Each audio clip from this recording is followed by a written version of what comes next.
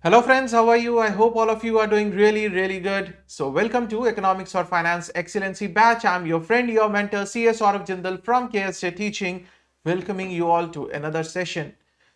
Okay, so what we have been discussing about, the trade and negotiations, and in the last lecture we started about the GATT, that how the GATT lost its relevance and there was a need for a new organization, a new setup, because of the wider scope of international trade, the growing scope of international trade. So then came into picture in the Uruguay round, the World Trade Organization. So we have to study about World Trade Organization now, that what are the objectives with which the World Trade Organization was set up, what are the various rules which have been set up by the World Trade Organization, what is World Trade Organization, what is the structure of World Trade Organization.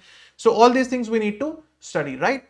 So World Trade Organization, it is the only global organization. So they say that a WTO is the only global organization dealing with trade rules between the nations. So there is no other organization. WTO is the only organization, right?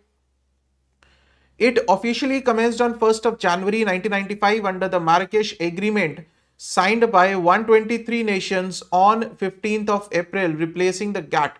Now, this was an agreement between 123 countries to set up the WTO, right? And that agreement was known as Marrakesh Agreement. And when was this agreement done? It was done in the Uruguay round, right? So this was done on the Uruguay round. This Marrakesh Agreement was done in Uruguay round. Clear? So WTO deals with the regulation of trade and agricultural goods, services, as well as the intellectual property. So this was one of the limitation of the GATT. The GATT did not cover the agriculture goods, did not cover the services and the intellectual property. So the scope of WTO increased. So WTO increased the regulation of trade, that is the goods and agricultural goods, right? Services as well as IPR. After that, the WTO aims to facilitate the smooth, free, fair, and predictable flow of the trade, act as a forum for the trade negotiations, administer the trade agreements, review the national trade policies of the various countries, right? That whether it is in favor of the overall world or not, assist the developing countries in the trade policy issues. Obviously, see, the developing countries face a lot of issues when in terms of the international trade. So WTO always gives preferences, always give importance to these developing countries so that they do not feel left out, right? Cooperate with the other international organizations. Other international organizations can be International Monetary Fund, it can be the international banks, right? Here we have first like the World Bank is there and the International Monetary Fund, the WTO works with them, right? So cooperate with other international organizations, it can be World Bank or it can be IMF, International Monetary Fund, right? After that, the WTO accounts for about 95% of the world trade. That the WTO is controlling approximately 95% of the world trade. One second, guys. One second. I think the screen earlier was not there, but now you can read. All of you must be having the books, right? So you can read it from here. This is what we have discussed about the WTO. Earlier, the screen was not visible, I guess. But all of you must be having the book, so not an issue, right? After that, it currently has 164 members. Around 25 other negotiating are negotiating the membership. Currently, 164 countries are the members of the WTO, and 25 others are looking for that. The WTO's agreements have been sanctioned in all the members' parliaments, right? So, in individual country parliaments, these agreements have been sanctioned, that approved. Now, the next is the structure of WTO. Now the structure says there is a three-tier system. It is a three-tier system of decision making. One is the ministerial conference, that is the top level decision making body. Takes decision on all the matters under any trade agreement, meets at least once every 2 years. So this is the highest level, the top level management, right? After that, it's the General Council. meets several times a year as the trade policy review body and the dispute settlement body at the Geneva headquarters. So the headquarters are at Geneva, secretariat located at Geneva and headed by the Director General. So this General Council is one very important body because this is involved in the major part, right? The trade policy review of the different nations, and then if there are any disputes between the two nations in the international trade, then again the General Council meets, and it meets several times a year. Whereas the top management, this ministerial conference, it is meeting just once in every 2 years. The General Council meets many times in a year, right? At the Geneva headquarters. Then comes the Goods Council, Services Council, and the Intellectual Property Right Council, which is known as TRIPS. Report to the General Council, the responsible for overseeing the implementation of the WTO agreement. So this is the ground level. This is ground level working now. Right? This council is doing the ground level working that to see whether the WTO agreements are being implemented in the right way or not. Right? And this reports to General Council. This reports to General Council. The General Council reports to the ministerial conference, the top level decision making, right? So this is how the three-tier structure of the WTO is. The WTO also consists of the numerous specialized committees, working groups, and the working parties which deal with the individual agreements and other areas such as environment, membership application, and RTAs. So there are many, there are a number of small committees or the working groups which look into the various matters. It can be some individual agreement, it can be the regional trade agreements or some other areas, right? But majorly if we say the working and the decision making body, this is the three-tier structure. Clear? So this is the structure that is given at the top, ministerial conference, right? Top level, then General Council, who is looking after, he's reviewing the various trade policies and the dispute settlement. The third is the Goods Council, Service Council, and the IP Council, known as TRIPS. And this is the ground level working, who is reporting to General Council that whether the agreements of the WTO are being implemented in the right way or not. Clear? So this was the structure of WTO. Moving on, the guiding principles of WTO, that with which principles or with which objectives the WTO has been set up, right?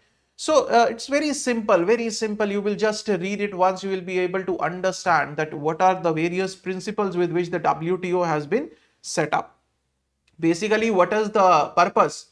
So the basic purpose is that the international trade should be smooth, without any discrimination, without the trade barriers, too much of the trade barriers, and dispute settlement should be there. Agriculture sector should be looked into, services sector, IPRs should be looked into, which was ignored by the GATT.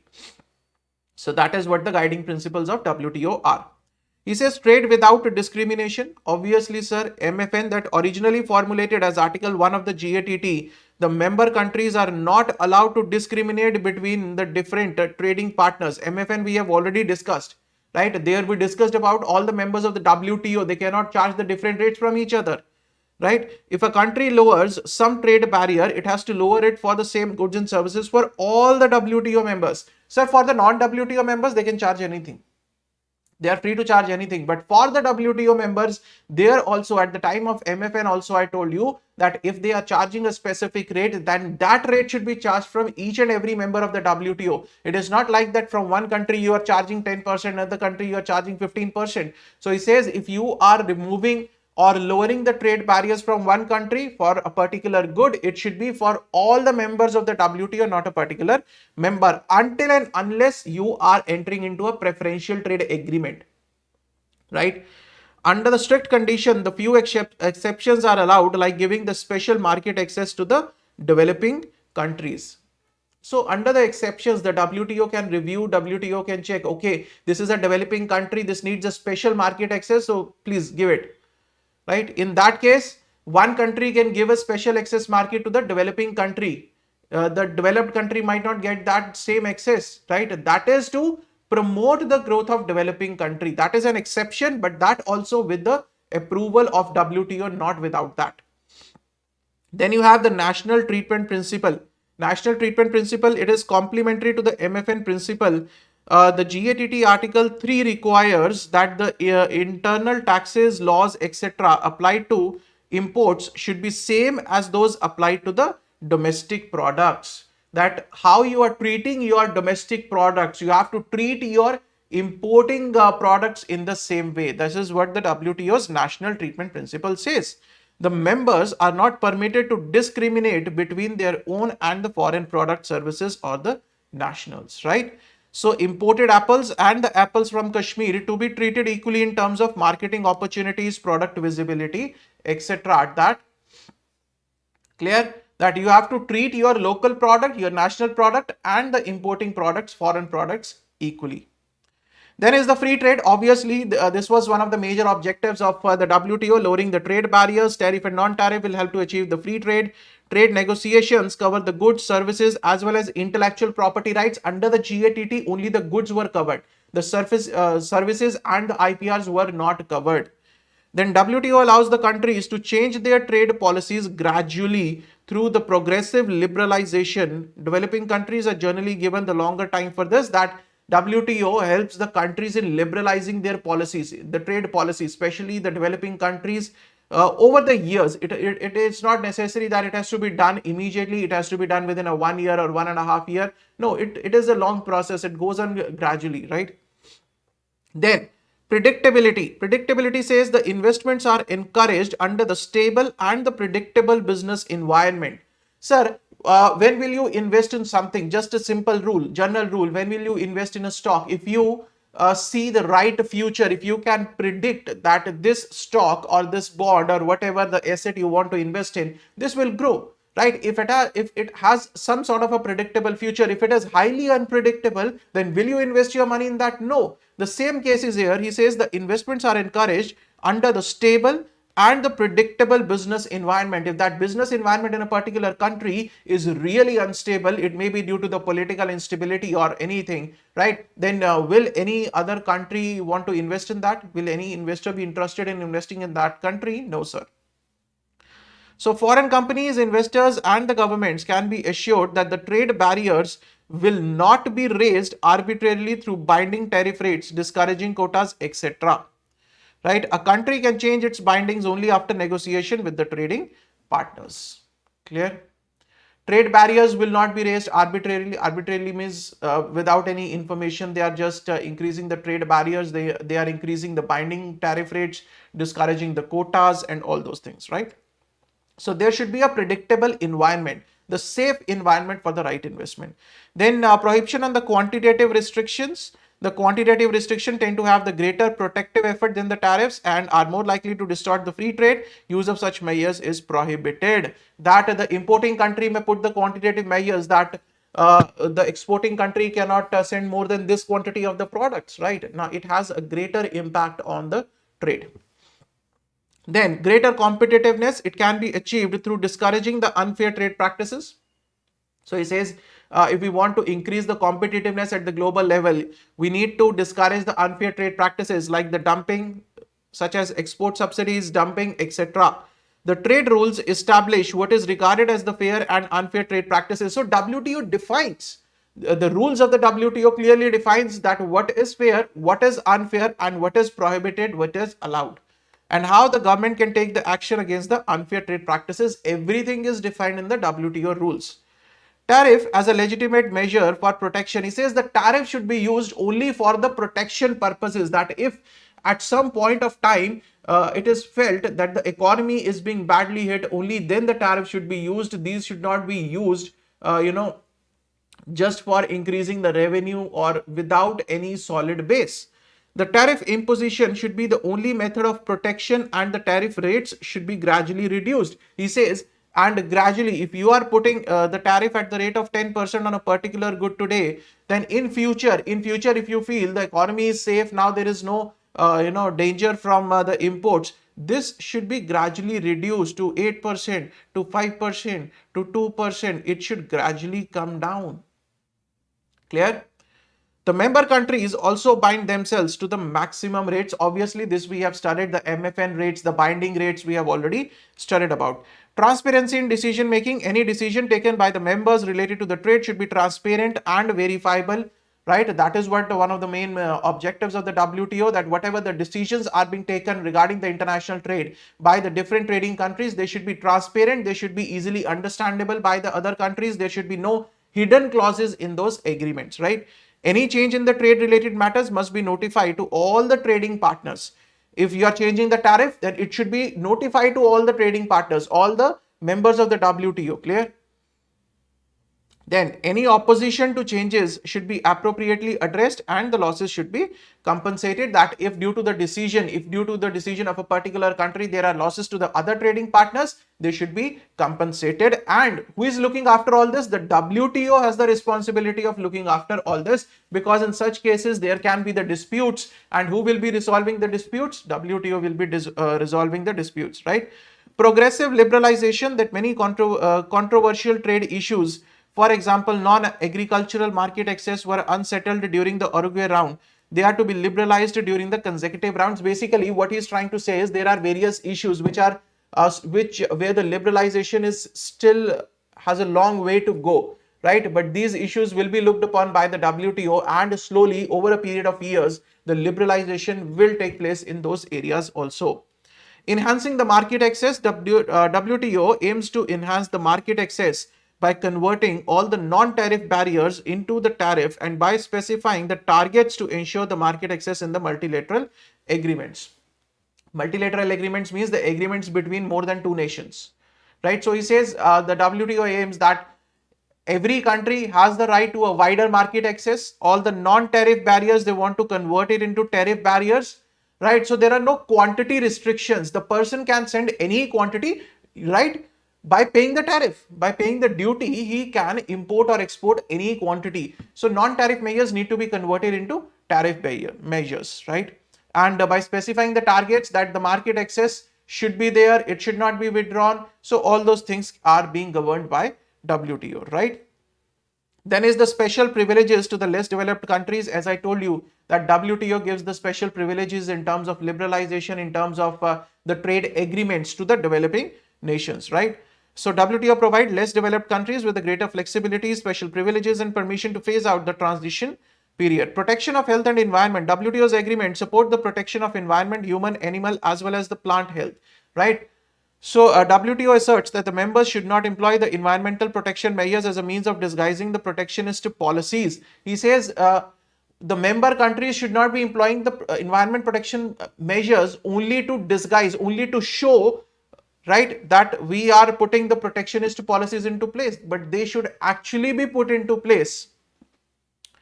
Then is the dispute settlement mechanism. Any dispute due to the violation or misinterpretation of the trade rules are to be settled through consultation, right, between the two nations. If there is a dispute, they should sit together, consult each other and try to resolve it. In case of failure means if they are not able to resolve it between themselves, then the disputes can be referred to the WTO. The WTO follows the stage-by-stage procedure and involves the judgment by the panel of experts. The decisions of the dispute settlement body are final and binding, right? Dispute settlement body of WTO. So they say the nations should try to settle the disputes on themselves, and then if they are not able to do that, then it should be referred to WTO. Clear? So these are the guiding principles of the WTO. You have to go through all the principles, read them 3 to 4 times and try to remember at least 6, 7 out of it. Out of the 13, try to remember that what basically guiding principles means. What are the objective? The objective was free trade. Objective was dispute settlement. Objective was non-discriminatory trade. Objective was that the developing countries should be getting the more opportunities, right? So these are the various objectives. The objective was to include the services, IPR, agriculture goods. Clear? Then is the overview of the WTO agreements. The WTO agreements are often known as the WTO trade rules. Basically, WTO agreements means the WTO trade rules. That what are the various rules which have been defined by the WTO. These agreements or the rules. First was the objectives. What were the objectives with which the WTO was set up? Now, once set up, now that they are saying that what are the various trade rules which have been defined by the WTO. These agreements cover the goods, services, IPR as well as the permitted exceptions WTO agreements are huge and multidimensional. They have the wider scope. They cover a lot of things. Objectives of the WTO agreements are raising the standard of living, ensuring the full employment, ensuring the steadily growing real income and effective demand of the world, of not one economy, of the world, expanding production and trade in the goods and services, and giving the more wider access to the markets, right? So let's see some of the important agreements of the WTO. Just go through it once, right? Remember as much as possible. That's it in these particular things, right? So the first rule is regarding the agriculture, that what the GATT was not considering too much, seeks to strengthen the GATT disciplines and improve the agricultural trade. He says the agriculture for any part of the country, agriculture is one of the most important sector, right? So it is very important to improve the agricultural trade, that countries involved in the international trade in the agricultural goods also. Along with the other goods, the agricultural goods should also be imported and exported, like the wheat, rice, and all those goods, right? Include the commitments regarding the market access, domestic support, and the export subsidies in terms of agricultural goods. Application of sanitary and phytosanitary measures. We have already studied about the sanitary and phytosanitary measures. The application, the real application of that is being governed by the WTO rules. Then textile and clothing, replace the multi-fiber arrangement, MFA. Sir, what was MFA? Under the MFA, there was a restriction on the import and export of the textile cloth, right? So there were quite a few restrictions, and it was inapplicable. I think it was applicable from 40s to 70s or 70s to 19, somewhere there it was applicable. I think it was from 40s to 70s, somewhere from 48 to 74, I guess. I'm not sure about it, but yes, it was not really relevant from your point of view. Just you need to remember that replace the multi-fiber, that there were a lot of restrictions on the textile industry, on the textile and clothing industry. So the WTO rules are trying to liberalize those restrictions, right? He says the textile trade should be gradually deregulated over the 10-year transition period. Deregulated means the less of restrictions. There should be not too much of the regulations being imposed on the textile and clothing industry, which was being done earlier. Technical barriers to trade, we have already studied about it, to prevent the standards and conformity assessment systems for acting as the trade barriers by ensuring their transparency and conformity to international standards, right? That the WTO rule says that if there are any technical barriers to trade, and make sure the things are transparent. Things are transparent means whatever is being imported, whatever the information is being given regarding the size, quality, that information should be transparently given, right? And it should conform to the international standards. Then trade related investment measure, that is the TRIMS, specifies that the countries receiving the foreign investment shall not impose the investment measures which are inconsistent with the principle of national treatment and general elimination of the quantitative restrictions. That how you are going to treat the national investment, the same way you have to treat the international investments that you are going to receive. The same importance, the same care, the same way you have to treat them.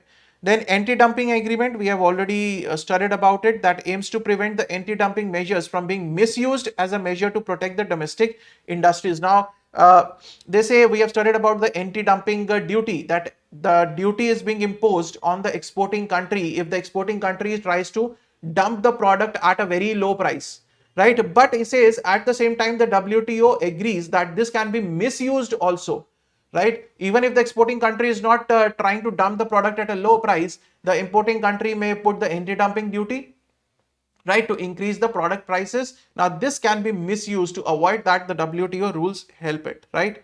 Then customs valuation agreement seeks to harmonize the custom valuation system internationally through the elimination of the arbitrary valuation, that how much of the duty is to be paid. So for that, the WTO says we will set up the rules that how much of the duty on which of the product, whether it is to be on the ad valorem, whether it is to be on the specific duty, how it is to be calculated. The WTO says we will define it. We will tell you that how the customs valuation is to be done, right? Pre-shipment inspection. Now, WTO says the importing country has the right for the pre-shipment inspection, that before the shipment is shipped from the exporting country, some of the officers or some of the, the people at the higher authorities of the importing countries, they can go and check the shipment whether it is right or not, right? Seeks to ensure the transparency of the pre-shipment inspection, whereby the importing country inspect the goods in the territory of the exporting country, right?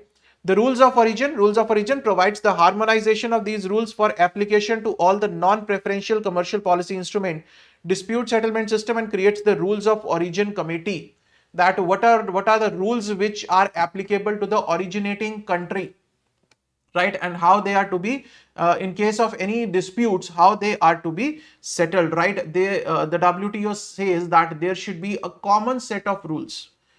Import licensing procedures, they want to simplify these procedures so that the people do not face too much of the difficulties in that, right. Simplify the administrative procedures, just go through it. Subsidies and countervailing measures seeks to clarify the definitions of the subsidies and to clarify the procedures for imposing the countervailing tariffs, right, that what all is included in the subsidies, and it should be common to all the members of the WTO. That is what the main purpose of WTO is. He says harmonize the systems, that if the subsidy has a particular definition, it should be applicable for all the countries. It is not one country has their own definition of subsidy, other is having the own definition of subsidy, and same way the countervailing duties.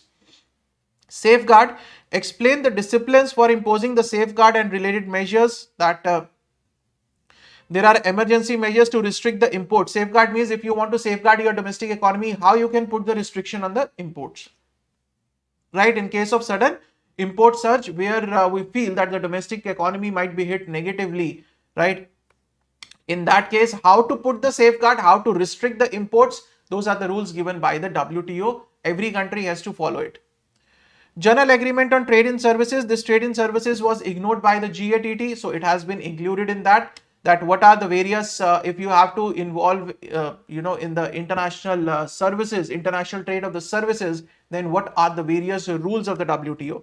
General obligations regarding the trade in services. Member country cannot implement the market access restriction and discriminatory measures on the service sector other than those committed during the negotiations, right. So unnecessarily you cannot stop the people from providing the services in one another country, right, unless otherwise it is decided in the negotiation round. Then the same thing is related to the intellectual property rights. It is known as TRIPS. The trade related aspects of intellectual property rights specifies the MFN treatment and the national treatment for intellectual property such as copyright, geographical indications, industrial design.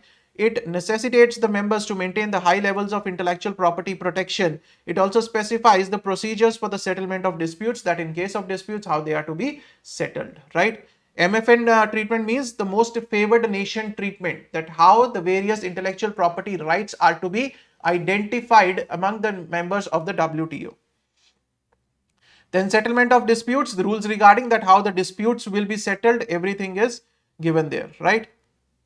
Regarding the settlement of disputes, provide the common rules and procedures to settle the disputes related to WTO agreements. Also aims to strengthen the dispute settlement procedures. Trade policy review mechanism, that it is very important to review the trade policies of the different nations at the different times, so that you need to get the WTO wants to know that whether it is in favor or whether it is against the overall world, right. World economy gives the procedures to conduct the periodical review of the trade policies and practices of the members of the WTO conducted by the Trade Policy Review Board. Clear? Then is the plurilateral trade agreements, agreement on trade in civil aircraft. The negotiations were going on to revise this agreement. However, no agreement has yet been reached regarding the revision. An agreement on government procurement, that what the government wants to procure internationally.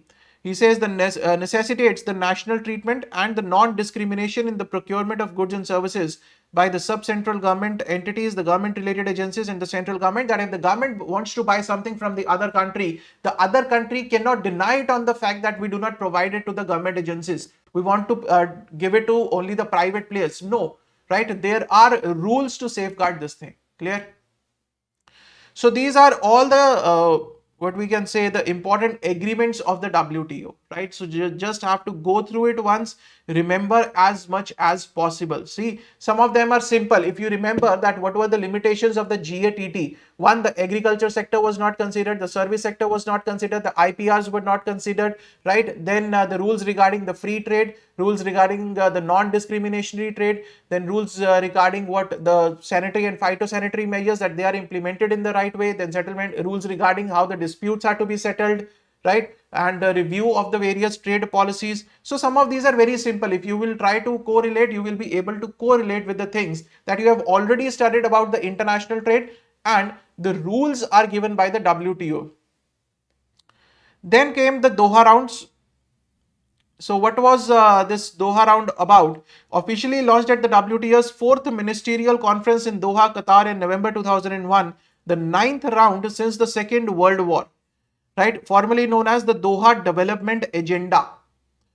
Aims to accomplish the key modifications in the global trading system through lowering the trade barriers and the revised trade rules. So what they are trying to do in this Doha development round is that the global system, they are trying to revise the global trading systems, lowering the trade barriers and revising the trade rules.